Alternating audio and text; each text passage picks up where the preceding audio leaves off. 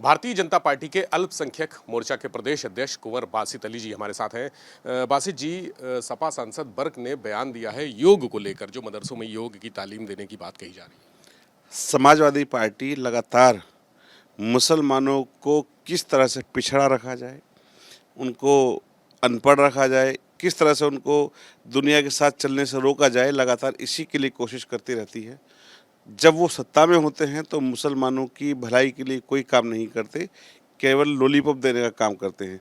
लेकिन आज जब मदरसों के अंदर योग की बात है, जब स्कॉलरशिप की बात है, गरीबों को मकान देने की बात आती है, तो उनको दर्द होता है भी। और वो लगातार जो मुसलमानों को भटकाने, लटकाने और बहकाने का काम करते आए थे, अब मुसलमान उनके चक्कर में नहीं आने वाला है। इस बार योग दिवस पर जब पूरी दुनिया योग कर रही है, मदरसे के बच्चे भी योग करेंगे, निरोग रहेंगे। और तंदुरुस्ती हज़ार नियामत है, ऐसा आपने लगातार सुना होगा। मदरसों के अंदर योग हो और मदरसों के अंदर बच्चे भी तंदुरुस्त रहें, वो लगातार योग के साथ चलें, लगातार वर्जिश करें, तो इसकी जो लोग बुराई कर रहे हैं वो कहीं ना कहीं उनको समझना चाहिए कि वो मुसलमानों के दुश्मन हैं। एक तरह से उनका जो इशारा है वो ये है कि जो सरकार है वो चीज़ें थोपने का प्रयास कर रही है। इसके पहले राष्ट्रगान को लेकर भी तमाम बवाल हुए थे और भी तमाम लोगों ने विरोध दर्ज कराया। अब योग की बात है, वो कह रहे हैं कि ये दीनी तालीम का हिस्सा नहीं है। योग करने से कोई दीनी तालीम ख़त्म नहीं हो जाती है और ना दीनी तालीम रुक जाती है। योग करने से दीनी तालीम और अच्छी हो सकती है। और दीनी और दुनियावी तालीम भारतीय जनता पार्टी, जब प्रधानमंत्री हमारे, मैं बच्चों के हाथ में, मुसलमान बच्चों के हाथ में एक में कुरान और दूसरे में कंप्यूटर देखना चाहता हूँ, जब कहते हैं तो ये स्पष्ट है कि भारतीय जनता पार्टी सबका साथ, सबका विकास और सबके विश्वास के साथ जो आगे बढ़ती है, वो सपा, बसपा, कांग्रेस जैसी पार्टियाँ अपने आप को ठगा महसूस करती हैं कि जब हम सत्ता में थे हमने कुछ किया नहीं इनको पीछे रखने के अलावा। आज जब भारतीय जनता पार्टी उनको स्कीम्स में बड़ी हिस्सेदारी देती है, जब उनको आगे बढ़ाने का काम करती है, तो इन लोगों को इस बात का दुख होता है। जातीय जनगणना को लेकर भी समाजवादी पार्टी सवाल उठाती रही है, सरकार से सवाल करती रही है, सदन में भी ये मुद्दा गूंजा था। अब कांग्रेस भी इसी दिशा में, यूपी कांग्रेस आगे बढ़ गई है। हालांकि राहुल गांधी ने पहले भी कहा था जातीय जनगणना होनी चाहिए। अब यूपी में 9 मंडलों में जातीय जनगणना सम्मेलन कराए जाने की तैयारी है। जब सपा कांग्रेस इस सत्ता में थे तो उन्होंने पिछड़ों का शोषण दोहन किया, पिछड़ों के दम पर सरकार बनाई, लेकिन उनके लिए क्या कुछ नहीं। आज भारतीय जनता पार्टी की चाहे प्रधानमंत्री की बात हो, वो खुद पिछड़े समाज से आते हैं।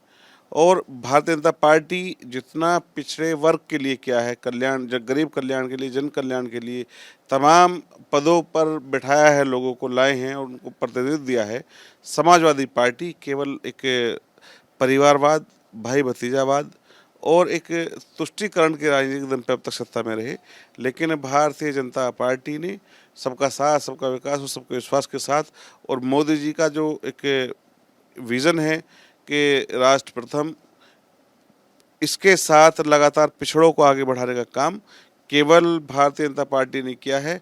उनको ये बात समझना चाहिए कि भारतीय जनता पार्टी ही पिछड़ों की पार्टी है। एक बार फिर से मदरसों को फंडिंग का मामला हाईलाइट हो रहा है। एक बार फिर से अल्पसंख्यक कल्याण विभाग की तरफ से जांच के लिए 2-2 अधिकारियों की 4 टीमें गठित की गई हैं। तो बार बार ये विदेशी फंडिंग कहाँ से आ जाती है? एक ऐसा इनपुट आया है कि जो सीमावर्ती ज़िले हैं, जो नेपाल से सटी हुई सीमाएं हैं, वहाँ के जो मदरसे हैं उन्होंने अपने आय के स्रोत क्लियर नहीं किए हैं, स्पष्ट नहीं कर पाए हैं, तो उनसे जानकारी मांगी गई है। क्योंकि चाहे मदरसे हों या कोई अन्य संस्थान हो, व्यक्ति कोई भी हो, भारतीय जनता पार्टी राष्ट्र प्रथम और सुरक्षित प्रदेश, सुरक्षित देश, इसके साथ चली है।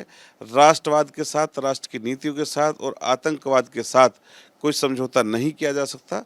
आज देश जिस गति से आगे बढ़ रहा है, आप देखते होंगे कि अब बसों के अंदर, रेलवे के अंदर फला वस्तु बम हो सकती है और इसको ना छुएं, ऐसी चीज़ें नहीं दिखाई देती।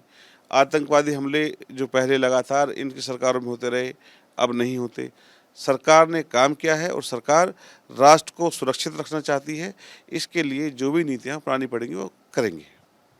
बहुत शुक्रिया। कुंवर बासित अली जी हमारे साथ थे। उन्होंने कहा कि मदरसों में जो योग की पाठशाला चलाई जाएगी वो दीनी तालीम का हिस्सा नहीं है, बल्कि ये ज़रूरी है, चूँकि योग स्वस्थ तन और स्वस्थ शरीर के लिए, स्वस्थ मन के लिए ज़रूरी है। कैमरा सहयोगी राजू के साथ विवेक त्रिपाठी, एबीपी गंगा, लखनऊ।